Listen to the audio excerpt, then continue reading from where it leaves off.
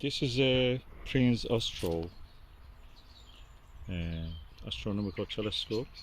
This is exclusive to Dixon's, which was the distributor of these Japanese telescopes in the UK. It is a model number 330. It's quite common. And we are now going to unbox it. I have not used it, I have not opened it, so it was in storage. So let's see how it is. Okay, that's the way it looks. There is a polystyrene cover. Then it comes a kind of booklet.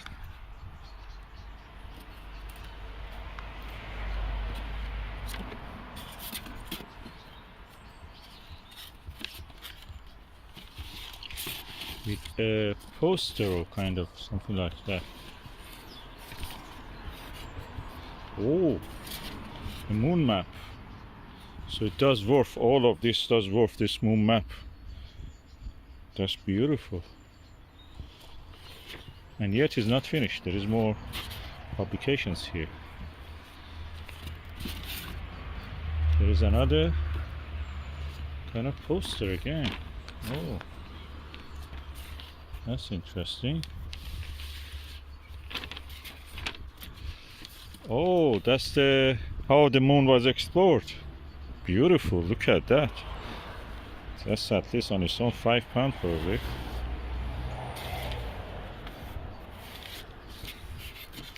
And then when we remove this, we come to the actual telescope. Let's see first what we have here. We have tripod. We have the optical tube assembly with the Azimuth mount attached.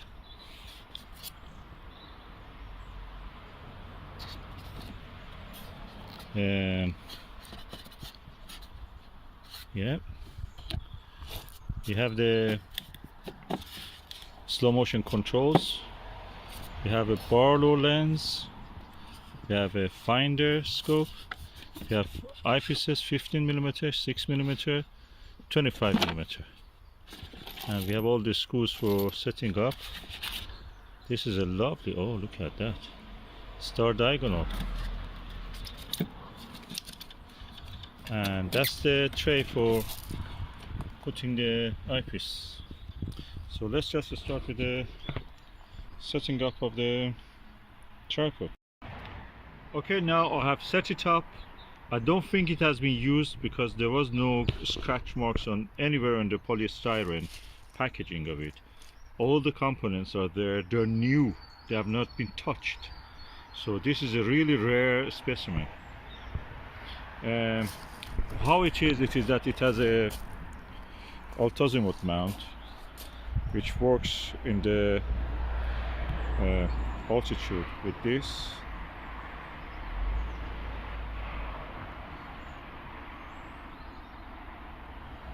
And in the azimuth it works with this. Simple design. It's a QC passed. Focal length is 110mm. Usually there are focal length 710mm. Usually there are 700. And the diameter objective is 60mm, made in Japan. And I can say that this is a good quality because there is a screw. It's a later model. There is a screw for the diagonal, also a screw for holding, two screws actually for holding the eyepiece. Eyepiece looks new, and the same with the viewfinder. I have to tighten it up.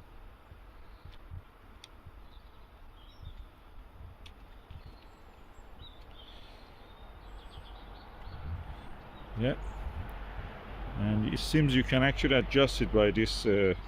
There's a kind of like eyepiece style. You can turn it in and bring it to focus, which is rare in for a diagonal for a star finder scope.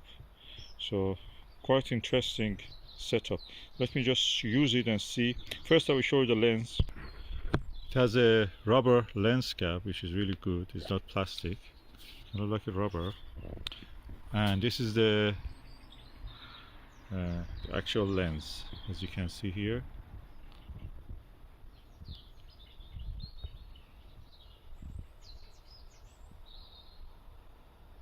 Finder scope is 5 times by 24mm, which is adequate.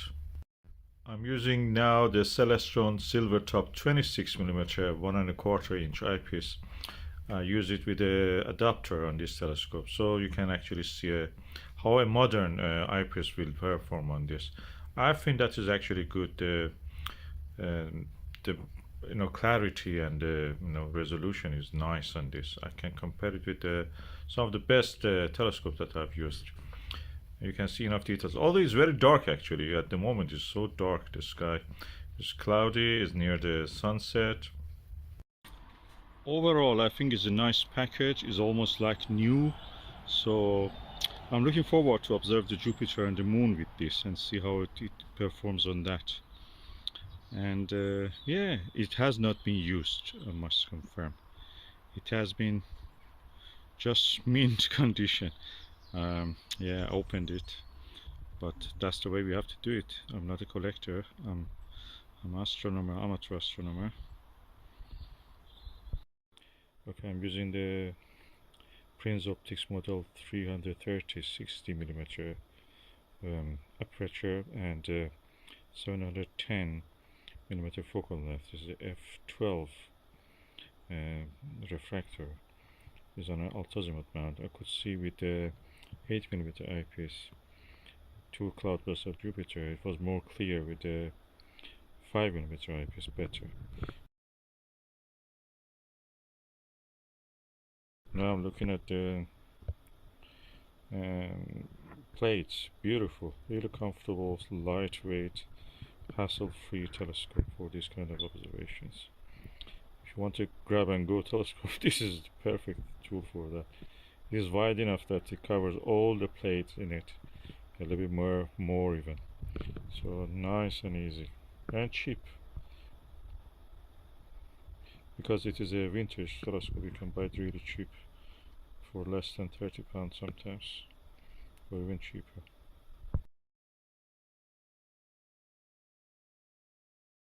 The trick is to use a eyepiece adapter from 1¼ to 0.96 inch. So using the modern eyepieces really can achieve a lot. This is a 26mm Silvertop Plössl eyepiece. It's a Celestron. Wow! On the Mars I can see details. I can see some of those green albedo features. 2 on the side and the middle there's just orange also. I'm using the XNSLV 5mm eyepiece and I can see these details.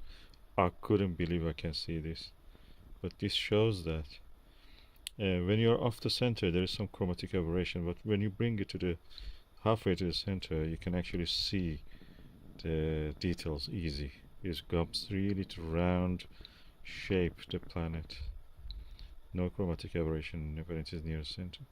Mars is so big at the same time.